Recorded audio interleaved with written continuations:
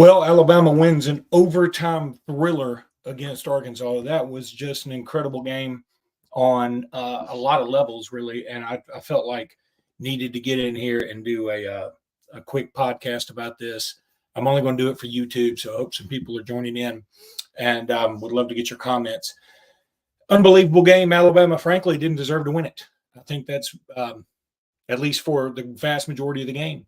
But that is what good teams do, right? I mean, you don't play your best, and then you still find a way towards the end to make it happen, and that's what Alabama did. And boy, some unlikely heroes. How about first of all, I mean, just the fact that Arkansas is playing a lot better towards the end of the year, and Alabama's playing some of their worst ball towards the end of the year. It just luck of the draw that you get Arkansas at this time. I do like the fact that Alabama makes it where Arkansas could have a losing record on the year. That's pretty cool. But Sam Walters, I think Jimmy Dykes talked about it a lot. He grew up right in front of our eyes. He was, he comes in late in the game. Grant Nelson been in foul trouble, obviously wasn't able to play defense as well as he normally does. And let's be honest, he's not the best defender in the world in this league. And then Walters comes in and hits a big time three when nobody was hitting him at the time. And then he gets a putback, sort of unlikely, I would say, off a Grant Nelson missed three. Estrada, who had a horrific first half, comes back big in the second half. He hit some really key shots. Reitzel, I mean, boy, you're not going to convince me now anymore that had Reitzel been healthy for this last little stretch that Alabama wouldn't have done better. I mean, I don't know that Alabama would have beaten Kentucky still, or that Alabama would have beaten, Florida. But I'll tell you, I don't think they would have gotten blown out the way they did. And I do think they would have beaten Tennessee. I think that, we needed a completely healthy Reitzel for those games, and his three-pointer right there at the end of regulation was incredible. Just a big-time game, big-time performance. I love to see Nate Oates' enthusiasm. I know he rubs a lot of people the wrong way that are other fans. I certainly get that. But he is an incredibly enthusiastic guy. And, boy, he was into it late in this contest. I thought the crowd was good, not great. I'm going to say this again. If you're sitting on that front row and you keep your legs and arms crossed the whole time, shame on you. That we got to have more enthusiasm from that bunch, or we have to redo the way we do the seating, because it really does take away some of the home court advantage. It's amazing Alabama's only lost one game at home this year to arguably the best team in the country right now. So a couple of comments. Keith Griner says, roll tide. Roll tide to you, Keith. Dave Kyatt says, this team refuses to play defense or maybe doesn't have the ability. It's not that they're refusing to play defense. I don't think that's what it is at all. I think that they just aren't great defensively. And, you need a rim protector. And if Charles Bediako had come back, and I know we're deep in a season now and that ship is sailed. Had Charles Bediako come back, I think this team would look so much better defensively. We don't have a rim protector that can stay out of foul trouble.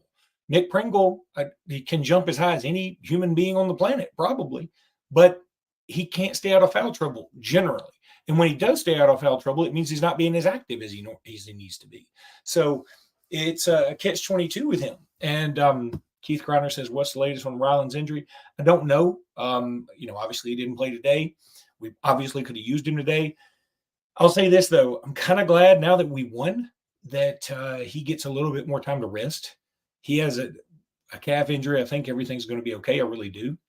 But I think this team needs some rest. I thought this team looked really tired at times in this game, times in the Florida game, times in the Tennessee game. They just look, and our style lends itself to tiring the other team out, but we take for granted that our team will just be fine. I mean, we run a lot, and I think our team got a little tired when you get an injury like we did to Reitzel, and then other people have to step up. All of a sudden, you a little less depth, and it affects the way we play. So, just an absolutely huge comeback win. We needed this so badly. It's so awesome that we're going to get this first round bye now, because here's the thing: we really needed to suck it up and play hard this latter part of the second half in OT to make sure we get an extra day of rest. I mean, so ironically, we had to do all we could in a little bit of time to make sure that we got this rest. Hampton 1815 says, let's go, Luke. Character win, resilient.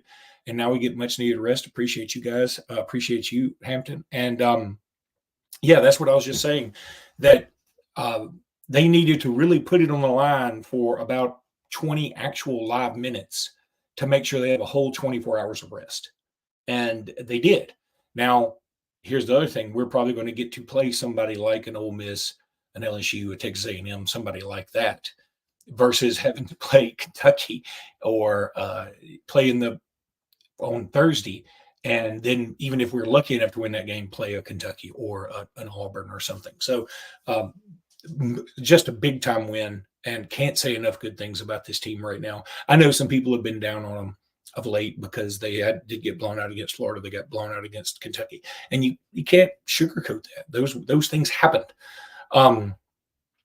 But people keep saying, hey, this team, boy, that doesn't bode well for the tournament. I'm going the other way. We play okay on neutral sites, and Nate Oates has done marvelously in Nashville. He's undefeated in Nashville, if memory serves.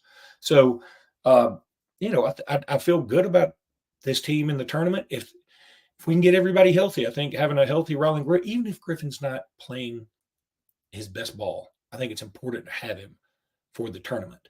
A couple other comments. Jerry Black, dang good coaching. Totally agree. I thought Oates does what people don't see, especially like in a time like this. I mean, because, you get blown out in Florida and everybody. And look, we ran into a buzzsaw. Florida needed the win more than we did. We were also we were crestfallen off that Tennessee loss. I can excuse it a little bit. I mean, you hate getting blown out. Don't get me wrong, but I can excuse it a little bit. Then you come home and you're still you're just down in the dumps. I mean, this team seemed to be a little down in the dumps. They come out flat as a fritter. And Nate Oates somehow finds a way to get them enthused. And I will give the crowd credit for that. I thought the crowd overall was pretty good. When I mentioned earlier, I'm talking more about those guys in the front. We need more enthusiasm out of y'all. I mean, I see a lot of this on the front row, and it shows on TV.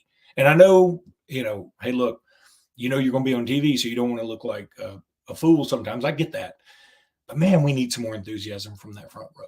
And I know they're big money donors, and I appreciate them because that's the reason we're able to get some good players through NIL. So I appreciate that. I'm not trying to just diss them completely. Also wanted to bring up the fact that Alabama got a commitment today from Zamir Smith. And this is, I won't talk about this much right now because I'm going to wait for Jimmy. I want to hear more about him. He's not ranked on 24/7. He is ranked in the top 110 players on ESPN. So, I mean, it's one of those things where I think when he gets reevaluated, I think he's going to move way up the charts. I really do believe that. And I think that it's just, I don't take much stock into any of the rankings right now. If you notice, one of the other groups, it may have been 24/7 or On 3, I can't remember, just reevaluated. And you have guys taking big-time drops and big-time moves upward. So don't read too much into the recruiting rankings right now. A lot of kids hadn't even hit that big-time growth spurt. So let's give that a little bit. I think Zamir Smith looks like a good player. I watched his huddle tape today. Steve Wiltfong dropped what they call a Fong bomb crystal ball for him earlier.